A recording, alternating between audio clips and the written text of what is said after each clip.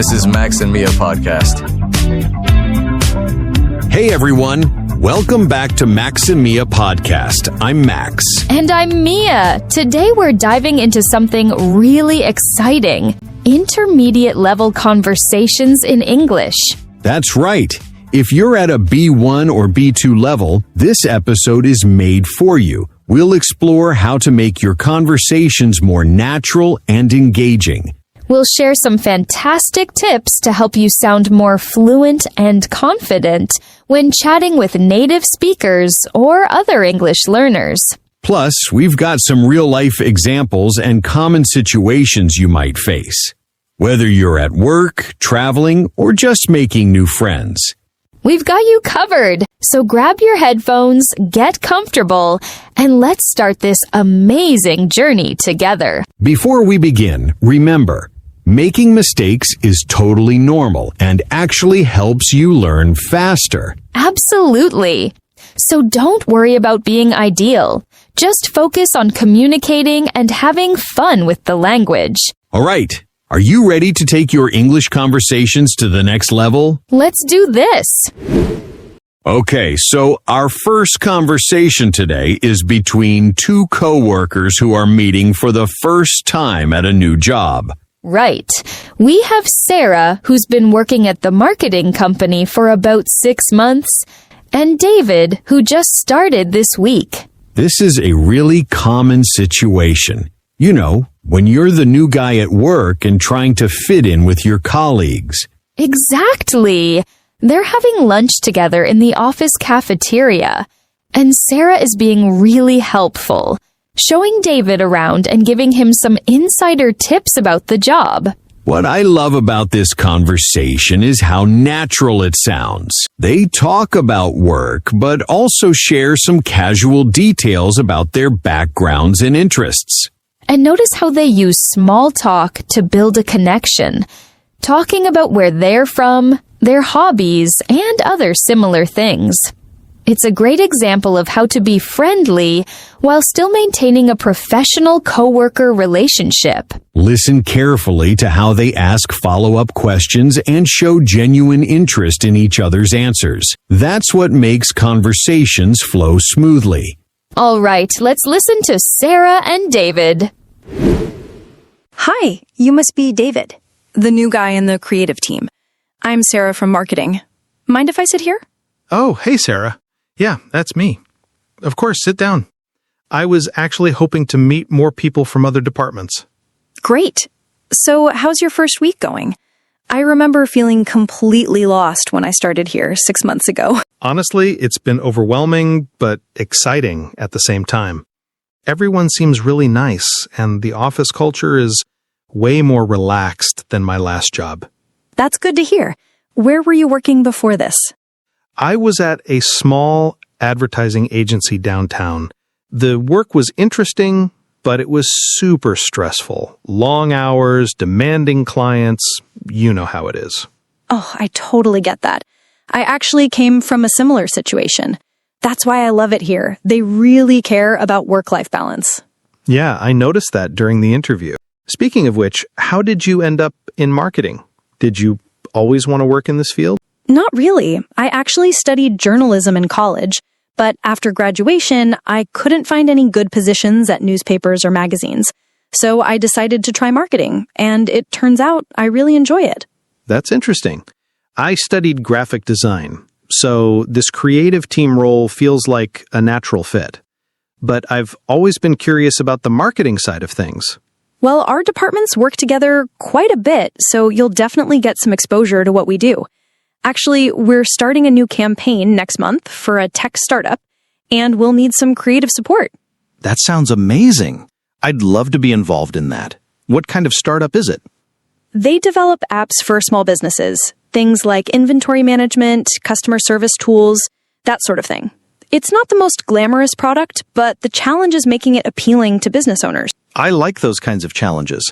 Sometimes the most boring products need the most creative solutions. Exactly. You're going to fit in great here. So what do you like to do outside of work? Any hobbies? I'm really into hiking and rock climbing. There are some great trails about an hour north of the city. What about you? I'm more of an indoor person, to be honest. I love reading, and I'm taking a cooking class on weekends. Always wanted to learn how to make decent pasta from scratch. That's cool. I'm terrible in the kitchen. I basically live on takeout and frozen meals. Well, once I master this pasta thing, maybe I can teach you a few basic recipes. Everyone should know how to cook at least one proper meal. I'd definitely take you up on that offer. Thanks for being so welcoming, Sarah. Starting a new job can be pretty nerve-wracking. Don't mention it. We've all been there. Actually, a few of us usually grab drinks after work on Fridays. Nothing fancy, just a casual bar nearby. You should join us this week. That sounds great. I'd love to meet more people from the team in a more relaxed setting. Wonderful. I'll send you the details later. Oh, and one more thing. If you need help with anything, don't hesitate to ask, whether it's work stuff or just figuring out where to get the best coffee around here. Thanks. I really appreciate that. I can already tell this is going to be a much better experience than my last job. That was such a natural conversation. There are so many great examples of intermediate level English skills happening there. Let's break down some of the key elements that made this conversation work so well. It felt so real. Exactly. First thing I noticed, both Sarah and David used what we call conversation starters really effectively. Sarah opened with, "You must be David, the new guy," which is a great way to introduce yourself when you already know something about the person. It's friendly, but not too formal. And David responded so naturally. Right. He didn't just say yes. He added, "That's me," and then immediately showed interest by saying he was hoping to meet people from other departments. This is a classic intermediate skill, expanding your answers and keeping the conversation going. Now, let's talk about how they handled the topic transitions. Sarah asked, "How's your first week going?" and then immediately made it relatable by sharing her own experience. "I remember feeling completely lost when I started here." This technique of sharing similar experiences is huge for building connections. It made David feel comfortable right away. Absolutely. And notice how they used follow-up questions throughout the conversation. When David mentioned his previous job was stressful, Sarah didn't just say, "Oh, okay." She said, "I totally get that," and connected it to her own experience. Then, when she shared her journalism background, David asked more about it. This back-and-forth questioning shows genuine interest and keeps conversations alive. At intermediate level, this is what separates good speakers from great ones. The work-life balance topic was interesting, too. Great observation. They touched on professional topics, but in a casual way. They talked about departments working together, upcoming campaigns, but mixed it with personal stuff like hobbies and cooking classes. This balance between professional and personal is essential in workplace conversations. And here's something really important. Notice how they made future plans together. Sarah invited David to Friday drinks, and she offered to teach him cooking. Making concrete future plans is how you turn a nice conversation into an actual friendship or working relationship. The language felt so smooth and natural. That's because they used a lot of conversational connectors and expressions that intermediate speakers should definitely learn. Things like honestly, to be honest, actually, speaking of which, and that sounds amazing. These little phrases make your English sound much more fluent and natural. Also, did you catch how they handled topics they weren't interested in? When Sarah mentioned she's more of an indoor person after David talked about hiking, she didn't dismiss his interest. She just redirected to her own hobbies. That's great conversational skill right there. Now, let's hear the next dialogue. Jake, can we talk for a minute? I've been thinking a lot about your situation lately. Sure, Mom. Is this about college again? Because I told you I'm still figuring things out. Well, partly, yes. But I'm not here to pressure you. I just want to understand what you're thinking these days. It's been almost a year since you graduated. I know, and I appreciate that you've been patient with me. Honestly, I'm still not sure what direction I want to go in. The bookstore job has been good, but I know it's not a long-term solution. I'm glad you're being realistic about that. What is it that's making this decision so difficult for you? I think it's because everyone else seems so sure about their future. My friends went straight to college, chose their majors, and they seemed confident about everything. But when I think about spending 4 years studying something, I want to be absolutely certain it's right for me. That actually sounds very mature to me. There's nothing wrong with taking time to make an informed decision. But I do worry that if you wait too long, it might become harder to get back into the academic mindset. I've thought about that too. Maybe I could start with community college, take some general courses, and see what interests me most. That's not a bad idea at all. It would be less expensive, and you could explore different subjects without committing to a full 4-year program right away. Exactly. And I could continue working at the bookstore during the day. Mr. Peterson says he's really happy with my work, and the flexible schedule would help with evening classes. Speaking of work, how do you feel about the job itself? Are you learning anything useful there? Actually, yeah. I've gotten really good at customer service, and I've learned about inventory management and ordering systems. Being around books all day has gotten me interested in literature again, too. That's wonderful. You know, you were always such a good reader when you were younger. Maybe that's something worth exploring academically. I've been thinking about that. Or maybe something related, like creative writing or journalism. The thing is, I want to make sure I can actually make a decent living doing whatever I choose. That's a very smart concern, and I'm so glad you're thinking about financial stability. But remember, there are many different ways to build a career, and your first job doesn't have to be your final destination. True. What was it like for you when you were my age? Did you always know you wanted to work in healthcare? Not at all. I actually started college thinking I wanted to be an elementary school teacher. It wasn't until my second year that I took a biology class and completely fell in love with it. Then I changed my major to nursing. Really? I never knew that story. So you're saying it's totally okay to change directions completely? Absolutely. Life rarely goes according to our original plans. And that's not necessarily a bad thing. The important thing is to maintain forward momentum and stay open to new opportunities when they come your way. That makes me feel so much better. I've been really worried that I'm falling behind or making huge mistakes by not having everything figured out already. Honey, you're 20 years old. Very few individuals have their entire lives mapped out at that age, no matter how confident they might appear on social media. You're being thoughtful and responsible, and that matters way more than having all the answers right now. Thanks, Mom. So, what do you honestly think about the community college idea? Would you actually support that decision?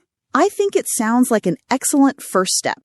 We should definitely look into the application deadlines and course offerings. Maybe you could even start in the spring semester. That would give me a few more months to save up some money and research different academic programs. I really appreciate you being so understanding about this whole complicated situation. Of course. You're my son, and I want you to be genuinely happy and successful in whatever career path you eventually choose. Just make me one commitment. Don't let fear hold you back from trying new things when good opportunities arise. I absolutely commit to that. And maybe once I start taking some classes, I'll have a much better sense of what really interests me and where my natural strengths actually lie. I'm completely confident you will. You're an intelligent, thoughtful young man, and I have total faith in your ability to figure all this out successfully. Thanks, Mom. That really means everything to me. You know what? Let's sit down this weekend and look at some community college websites together.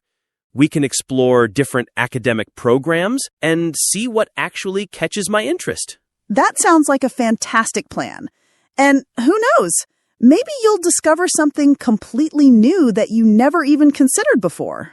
That's exactly what I'm hoping for. I'm actually starting to get excited about this whole thing now, instead of just feeling anxious and overwhelmed. That's the exact attitude I love to hear. I'm so excited to see where this educational journey eventually takes you, Jake. What a beautiful example of supportive family communication. This conversation between Emma and Jake shows us so many important aspects of intermediate English, especially when discussing serious topics with people we care about. The tone was so warm and understanding. Exactly. One of the first things that stands out is how Emma approached this sensitive topic. Instead of being demanding or critical, she started with, "I've been thinking about your situation, and I just want to understand what you're thinking." This is such a mature way to begin difficult conversations, showing genuine interest rather than judgment. Jake seemed really comfortable opening up. That's because Emma created a safe space for honest communication. Notice how she validated his feelings throughout the conversation. When Jake expressed uncertainty, she called it mature rather than problematic. This technique of reframing concerns as strengths is incredibly powerful in English conversations. Now, let's look at some excellent intermediate language patterns they used. Emma frequently used phrases like, "That's not a bad idea at all. I'm glad you're being realistic," and "That actually sounds very mature." These are great examples of how to give positive feedback while having serious discussions. The way they shared stories was really natural. Absolutely. When Jake asked about Emma's experience, she didn't just give a simple answer. She told a complete story about changing from teaching to nursing, which made her advice much more relatable and credible. This storytelling technique is essential for intermediate speakers. Don't just state facts. Share experiences that support your points. And notice how they handled disagreement respectfully. When Emma expressed concern about waiting too long, Jake didn't get defensive. Instead, he acknowledged her worry and offered a solution. Community college. This shows emotional maturity in English conversation. They made concrete future arrangements too. Great observation. Just like in our first conversation, they ended by making specific commitments. Let's sit down this weekend and look at websites together. This turns a discussion into actionable steps. At intermediate level, learning to make concrete plans in English is crucial for real-life conversations. The vocabulary level here was perfect for B1, B2 learners. They used expressions like maintain forward momentum, financial stability, and academic mindset. These are exactly the kinds of phrases that intermediate students should be incorporating into their speech to sound more sophisticated. And that wraps up today's episode on intermediate level conversations. We've covered two really different scenarios, workplace interactions and family discussions, but both showed us the same core principles of good English communication. Both conversations felt so authentic and relatable. Exactly. The key takeaway here is that intermediate English isn't just about grammar and vocabulary. It's about connecting with people, showing genuine interest, and building relationships through language. Remember the main techniques we highlighted today: asking meaningful follow-up questions, sharing personal experiences to create connections, using conversation starters that show you care, and always making concrete future plans when appropriate. And don't forget about those natural expressions and connectors we mentioned. Right. Words like actually, honestly, speaking of which, and that sounds like, these little phrases will make your English sound much more fluent and native-like. Start incorporating them into your daily conversations. The most important thing is to just start having more conversations in English. Absolutely. Don't wait until your English is good enough. Start practicing these skills now. Whether it's with coworkers, family members, or new friends, every conversation is an opportunity to improve. Before we go, we want to remind you that making mistakes is completely normal and actually helps you learn faster. The people in today's conversations weren't using complicated grammar or fancy vocabulary. They were just communicating naturally and effectively. That's what real English sounds like. Exactly. So, our challenge for you this week is simple. Have at least one meaningful conversation in English. Ask follow-up questions, share a personal story, and try to use some of those natural expressions we discussed today. We'd love to hear about your experiences. That's right. And don't forget to subscribe to Max and Mia for more practical English learning content. We release new episodes every week with real conversations and useful tips for intermediate learners. Thanks for listening, everyone. Until next time, keep practicing, keep conversations going, and remember, you're doing great. I'm Max. And I'm Mia. See you next week.